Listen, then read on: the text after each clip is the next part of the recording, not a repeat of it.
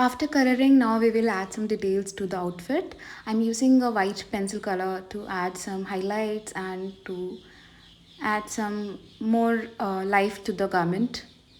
Now I will use a fine liner to outline the face features so that they stand out and don't get merged.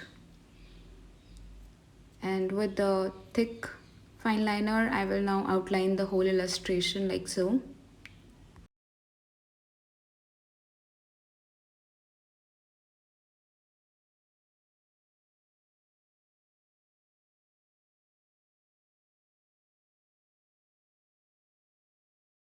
The outfit looks so plain, so I'm going to add some polka dots on the dress.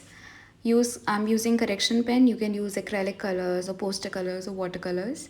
But since correction pen is very easy to make polka dots, I'm using this tool. You have to actually look for those tools which can make your illustration process very easy and neat for you.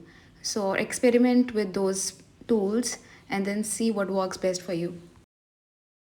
Now I'm adding some highlights for on the face to make the face look glowing, and using some on the hat as well, and now using the white color pencil for blending in the correction pen whites.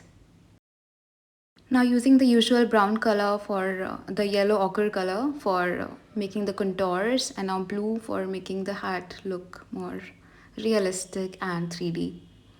Adding black is going to add some more shadows and depth to the outfit. So I'm using black color with light hands.